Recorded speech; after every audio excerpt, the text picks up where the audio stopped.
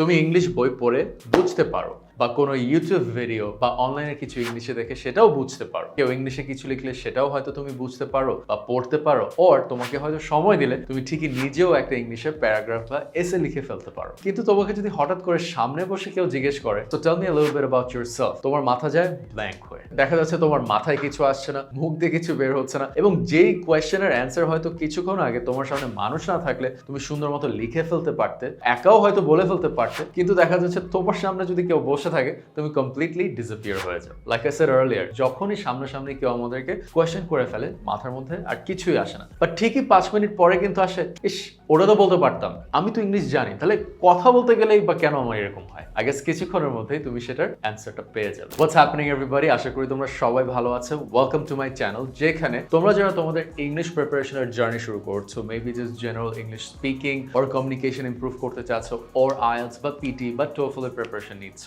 in this channel I share helpful videos for you so that you get a one-stop solution to all your English training needs. আমার চ্যানেলে তুমি A to Z যত strategy লাগে, যত tips লাগে to improve your English and to achieve your desired IELTS band score সব পেয়ে যাবে। প্লাস তোমরা যারা IELTS এর ট্রেনিং কোর্স হয়তো খুঁজছো, আমার কিন্তু একটি কোম্পানি আছে কানেক্টেড একাডেমি, যেখানে আমরা যারা একদম বেসিক লেভেলের বা অ্যাডভান্স লেভেলের স্টুডেন্টস আছে তাদের জন্য আমাদের ফাউন্ডেশন কোর্স আছে এবং IELTS অ্যাডভান্সড ট্রেনিং কোর্সও আছে। এবং আমাদের সবচেয়ে ইউনিক ব্যাপার হচ্ছে আমাদের এক ক্লাসরুমে কখনো 10 জনের বেশি স্টুডেন্ট হয় না। আমাদের সব ক্লাসেস হাইব্রিড সেটআপে, এক কোর্সে 3 জন ইনস্ট্রাক্টর থাকে, প্লাস আমরা আনলিমিটেড মক এক্সামস দিয়ে থাকি এবং আমাদের সব স্টুডেন্টসরা তাদের ডিজায়ার্ড স্কোরটা পায়। সো আমাদের কোর্সেস সম্পর্কে জানতে চাইলে make sure to sign up through the link in the comments. Here's the most important thing I want you to understand, your mind is not empty, your mind is overloaded. এমন না যে তুমি English জানো না, সমস্যাটা সবসময় এটাই না যে তুমি ইংলিশ জানো না। অনেক সময় তুমি একই মুহূর্তে ট্রান্সলেট করছো, গ্রামার ঠিক করছো, ইমপ্রেসিভ ভোকাবুলারি ইউজ করতে যাচ্ছ এবং অন্য মানুষরা কিভাবে তোমাকে জাজ করছে সেটা ভাবতে ভাবতেই তুমি ব্যস্ত। এতগুলা কাজ একসঙ্গে যখন তুমি করবা, তোমার ব্রেন অবভিয়াসলি ফ্রিজ করবে, and that's the contradiction most Bangladeshi students face. Bangladeshi স্টুডেন্টসের মধ্যে এই প্রবলেমটা খুবই কমন। তুমি ইংলিশ নিউজ পেপার পড়তে পারছো, ইউনিভার্সিটি ইংলিশ অ্যাসাইনমেন্টগুলো ইংলিশে লিখছো, আইএলটিএস রিডিং প্যাসেজ বুঝতে পারছো, লিসেনিংয়েও অনেক কিছু ধরে ফেলতে পারো, কিন্তু টিচার, এক্সামিনার বা কোনো ফরেনারের সামনে কথা বলতে গেলে তোমার ইংলিশের 12টা বেজে যায়। ইন্টারেস্টিং হচ্ছে, দেখো তোমাকে যদি একা আমি প্র্যাকটিস করতে দিতাম, দেখি একা একাই একটা রুমের মধ্যে বলো, I think studying abroad can help students become more independent because they have to manage their own responsibilities. একা থাকলে হয়তো তুমি সেটা বলতে পারতা, কিন্তু একজন মানুষ সামনে বসায় দিই, সেম অ্যান্সারটাকে তুমি হয়তো বলবা, yes I think studying abroad is good because many opportunities। এর মানে কি তোমার ইংলিশ খারাপ? Not necessarily. এর মানে হতে পারে তুমি ইংলিশ চেনো বা বুঝো, কিন্তু এখনো প্রেশারের মধ্যে ইংলিশ প্রডিউস করতে পারতেছো না, অভ্যাসটা তোমার তৈরি হয়নি। Reading and writing gives you time, speaking does. দেখো রাইটিং এর সময় তুমি থামতে পারো, সেন্টেন্স ডিলিট করতে পারো, গ্রামার চেক করতে পারো, বেটার ওয়ার্ড খুঁজতে পারো, কিন্তু স্পিকিং এ কোয়েশ্চেন শোনার পরে কিন্তু কয়েক সেকেন্ডের মধ্যেই তোমাকে রেসপন্ড করতে হচ্ছে। এখানেই প্যাসিভ ইংলিশ এবং অ্যাক্টিভ ইংলিশের একটা ডিফারেন্স আসে। Passive English versus active English. English জানার 3টি আলাদা লেভেল আছে। Level 1, knowing English passively. তুমি ইংলিশ দেখলে বা শুনলে বুঝতে পারো। কেউ বলো, describe a person who influenced you. তুমি কোয়েশ্চেনটা আন্ডারস্ট্যান্ড করে যে বুঝলা কোয়েশ্চেনটা কি। তুমি ইনফ্লুয়েন্স শব্দের মিনিংটা বুঝলে, তুমি কি বলতে হবে, কোয়েশ্চেনটার অ্যান্সার কি দিতে হবে সেটাও বুঝলে, but understanding a question is not the same as answering it. তখন আসে লেভেল 2, প্রডিউসিং ইংলিশ অ্যাক্টিভলি। এখন তোমাকে নিজের আইডিয়া ইংলিশ সেন্টেন্সে কনভার্ট করতে হবে, তোমাকে ভোকাবুলারি সিলেক্ট করতে হবে, গ্রামার ইউজ করতে হবে এবং সেন্টেন্স তৈরি করতে হবে, all in real time. You see, এই স্কিলটা কিন্তু খালি রিডিং প্র্যাকটিস করলে হবে না। Speaking improves by speaking.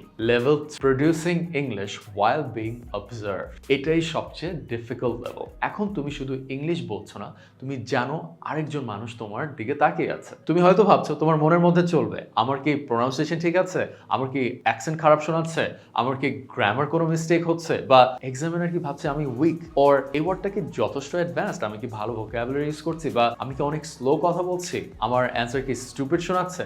So now half of your attention is on the answer other half is on yourself. And the moment you start watching and judging yourself while speaking, fluency becomes much harder. চলো দেখি আসলে তোমার মনে কি চলছে এই টাইমটাতে। ধরো এক্সামিনার তোমাকে জিজ্ঞেস করলো, do you think young people should live independently? কোয়েশ্চেনটা কিন্তু ডিফিকাল্ট না, তোমার এখানে অপিনিয়ন দেওয়াটাও easy. Here is what might happen inside your mind. First তুমি কোয়েশ্চেনটা ইংলিশে শুনবে, দেন তোমার মাথায় বাংলায় অ্যান্সারটা আসবে। হ্যাঁ, আমার মনে হয় তরুণদের স্বাধীনভাবে থাকা উচিত, কারণ এতে তারা দায়িত্বশীল হয়। এখন যেটা হবে যে তুমি কি করবা, তোমার মনের মধ্যে এটাকে ইংলিশে ট্রান্সলেট করার চেষ্টা করবে। Yes, I think young people should live independent. তারপর তুমি ভাববে যে আচ্ছা, শুড লিভ ইন্ডিপেন্ডেন্টলি গ্রামারটা কি ঠিক আছে, বা আমি যে ওই যে দায়িত্বশীল বলবো, যে রেসপন্সিবল, এর চেয়ে আরেকটু অ্যাডভান্স ওয়ার্ড কি ইউজ করা যায়? যে আচ্ছা, রেসপন্সিবলের আরো অ্যাডভান্স ভোকাবুলারি হচ্ছে অ্যাকাউন্টেবল বা সেলফ রিলায়েন্ট, কোনটা বলবো? মিনওয়াইল এক্সামিনার কিন্তু ওয়েট করছে তোমার অ্যান্সারের জন্য।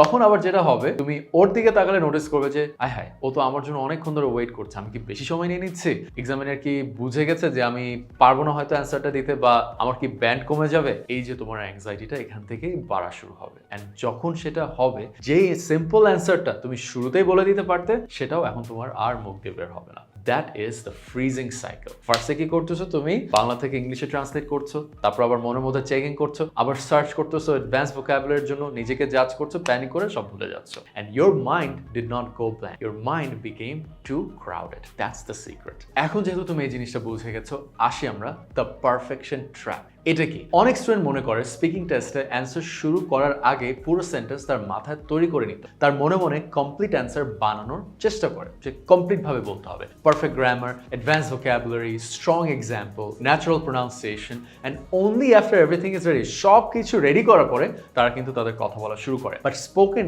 English language does not work like that. Even fluent speakers do not always plan complete answer before even fluent speakers do not always plan the complete answer before they start. They start with one clear idea and develop it while speaking. For example, এমন হতে হবে না যে তোমাদেরকে একটু আগে যে কোয়েশ্চেনটা আমি দিলাম, সেটার অ্যান্সার যদি পারফেক্টলি বলতে চাও, তাহলে তোমার বলা যায়, yes, I firmly believe young people should experience independent living because it develops their decision-making abilities and prepares them for future responsibilities. But দেখো, এটাকে যদি তুমি আরো সিম্পল ভাবে আনতে চাও, শুরু করতে গেলে you could just say, yes, I think they should. Then একটু pause দিয়ে কিন্তু তুমি add করতে পারো, the main reason is that they learn to manage their own responsibilities. তারপর আরেকটু pause নিয়ে, for example, when students live away from their parents, they have to manage their money, food, and daily schedule themselves. So দেখো, এটাও কিন্তু একটা developed answer. একটা হচ্ছে properly মাথায় রেডি করা, আরেকটা হচ্ছে on the go. তোমাকে যে সব কিছু এক সেন্টেন্সের বা এক বলাতেই ঢুকা দিতে হবে এমন কোনো কিছুই না। You just need to know the first sentence, তারপর ওটার উপরে বিল্ড করতে থাকো।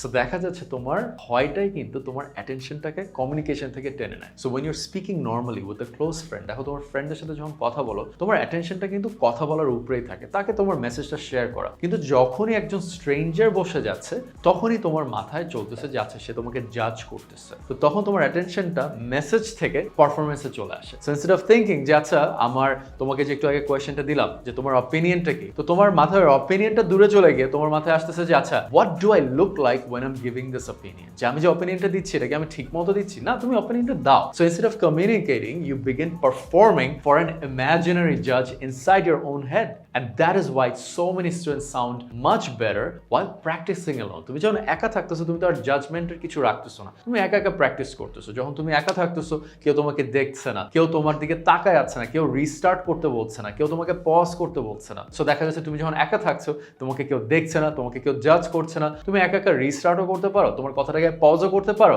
অর তুমি এম্বারেসড হচ্ছ না যে আচ্ছা, আমি তো ভুল করে ফেললাম, right? So during a live conversation এই জিনিসটাই হচ্ছে ভয় ঢুকে যাচ্ছে। That is why we must identify whether you have a language problem or a pressure problem. তোমার যদি ল্যাঙ্গুয়েজ প্রবলেম হয়ে থাকে, তাহলে জাস্ট ল্যাঙ্গুয়েজটা ইমপ্রুভ করো। প্রেশার প্রবলেম হয়ে থাকলে আরো ইজিয়ার, জাস্ট ভয়টাকে সরাই ফেলো। সো এখন আমি শিওর তোমার একটা পার্সপেক্টিভ শিফট হয়েছে, যে the reason why your not being able to speak English properly is not always a language problem.